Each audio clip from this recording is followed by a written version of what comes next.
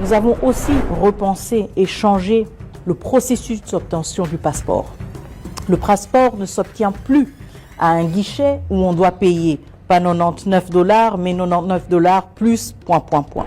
Le passeport se paie uniquement en ligne ou à un guichet bancaire. Cela veut dire que nous avons complètement éliminé l'interférence humaine que nous connaissons, qui est malheureusement un des facteurs avec lesquels nous vivons dans beaucoup d'aspects de notre vie publique. Mais nous avons vraiment fourni des efforts importants pour enlever ce facteur humain et pour donc permettre aux Congolais et la Congolaise d'accéder facilement à ce passeport sans interférence avec un paiement direct. Et grâce à l'intervention directe et personnelle du chef de l'État, nous avons maintenant un passeport dont le prix n'est pas 99 $ comme c'était initialement prévu, et j'avais l'intention de le lancer à 99 $, mais plutôt un passeport à 75 $. La prochaine étape pour moi, et je suis très ambitieuse là-dessus, c'est de basculer vers un visa numérisé, un e-visa, comme beaucoup d'autres pays l'ont. Cela voudra dire que ce sera aussi beaucoup plus facile de venir en République démocratique du Congo.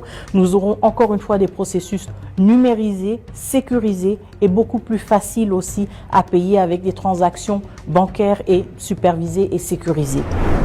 Nous ciblons aussi pour mieux accompagner les Congolais de l'étranger aussi le lancement de cartes consulaires uniformisées que nous aurons de la même manière dans toutes nos ambassades pour permettre aussi aux Congolais et aux Congolaises de l'étranger de circuler librement, de pouvoir s'identifier sans devoir toujours avoir leur passeport sur eux et d'accéder mieux aux services respectifs des pays hôtes dans lesquels ils se trouvent.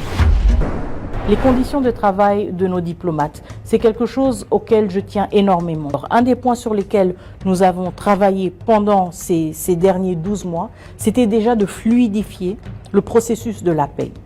Fluidifier le processus de la paix en mettant en place une task force conjointe du ministère du Budget, des Finances et des Affaires étrangères. Au-delà de cela, nous nous rendons compte, et je pense que c'est à travers justement ce travail d'équipe que nous avons pu identifier beaucoup des obstacles récurrents.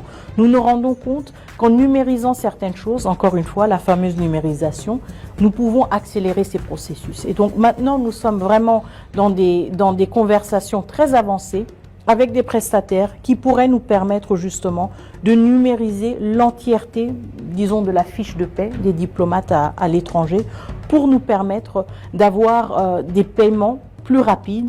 Et surtout, une chose à laquelle je tiens énormément, c'est d'avoir aussi des paiements dans des intervalles plus brefs. Les infrastructures sont extrêmement importantes. Elles sont une sorte de vitrine et évidemment, nous avons un souci de nous assurer, pas seulement que nos diplomates, nos ambassadeurs, nos agents des affaires étrangères travaillent dans de bonnes conditions, mais aussi justement que ces ambassades soient une vitrine positive ou reluisante de la République démocratique du Congo et soient attrayantes et soient surtout un endroit qui attire les Congolais.